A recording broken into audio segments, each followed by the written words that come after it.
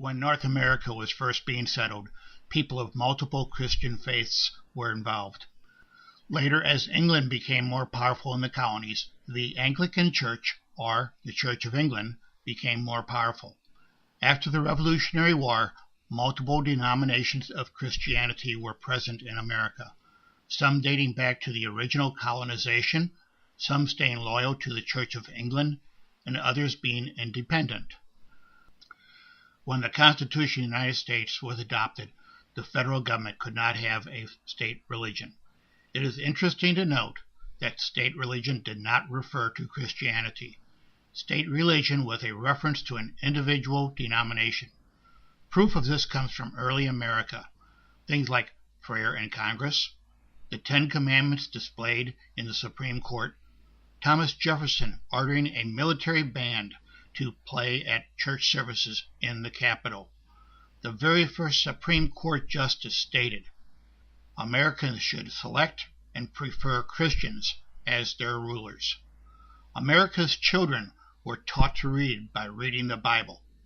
It is clear by the acts and the writings of the founders of this nation that America was formed by Christians to be a Christian nation. Christian, but not a specific denomination. It is interesting to note that even though the federal government was forbidden from having a state religion, the individual states could. Individual states actually supported Christianity and individual denominations. Some of the states even used taxing authority to support the Christian churches. The federal 14th Amendment put the states under the same restrictions as the federal government concerning a state religion. This happened in 1868. The rest of this video will deal with the original 13 states and their support of Christianity. Please note that the Anglican Church is also known as the Church of England. Puritans were Congregationalists, and there is no relationship between the Congregational churches of early America and the Congregational denomination in America during the early 1900s. Connecticut was colonized by Puritans, and the official religion was Congregational. Tax dollars could be used to support the church. This support ended in 1818. Delaware was founded by German Lutherans, Dutch Reformed, and English Anglicans. Only Christians could hold public office. This stopped in 1791. Georgia was formed by English Anglicans and Moravians. Moravians were a German Protestant denomination. Until 1789, only Protestant Christians could hold public office. Maryland was originally colonized by Roman Catholics and later some Protestants. After the Revolutionary War, the Church of England was the state religion. To hold public office, a person had to be a Christian. This practice ended in 1867. Massachusetts was founded by Pilgrims, which were separatists, and Puritans, which were Congregationalists. Congregational was the official state religion, and no one could hold public office unless they were a Christian. This support ended in 1833. New Hampshire was founded by Puritans, and Congregational was the primary official state religion. In 1877, New Hampshire removed the requirement that only Protestants could hold public office. That was 9 years after the 14th Amendment was ratified. New Jersey was colonized Lutheran, Dutch Reformed, and Quaker. There was no official state religion. However, only Protestants could hold public office. This ended in 1844. New York was founded Dutch Reformed, but when it became a state, the official state religion followed the Church of England, which shared power with other Protestants. No minister could hold public office. This ended in 1846. North Carolina was settled by Anglicans, and Anglican became the official state religion. Any Protestant could hold public office except for pastors and priests. North Carolina continued this support until 1875, that is well after the 14th Amendment was passed. Pennsylvania was colonized by Quakers from England and at least 6 different German Protestant denominations. As a state, Pennsylvania did not have an official state religion, but required an oath of Christianity to hold public office.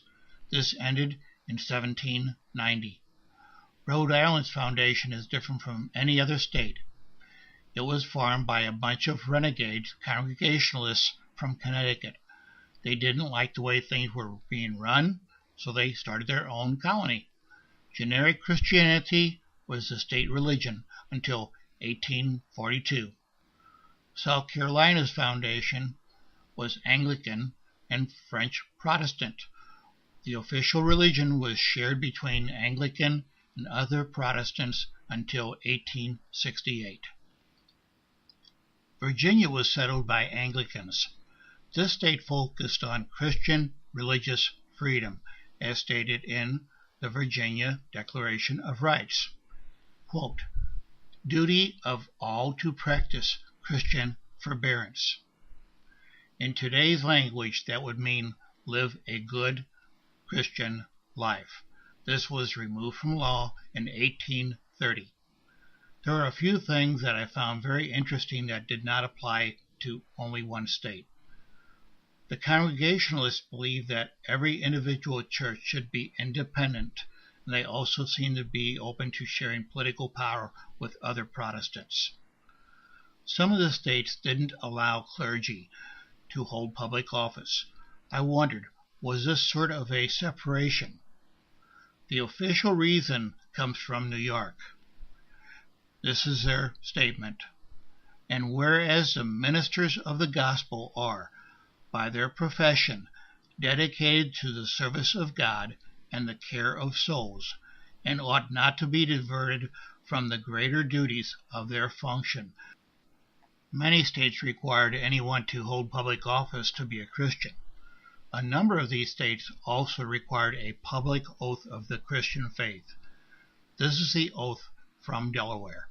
I do profess faith in God the Father and in Jesus Christ, his only Son, and in the Holy Ghost, one God, blessed forever, and I do acknowledge the Holy Scriptures of the Old Testament and the New Testament to be given by divine inspiration.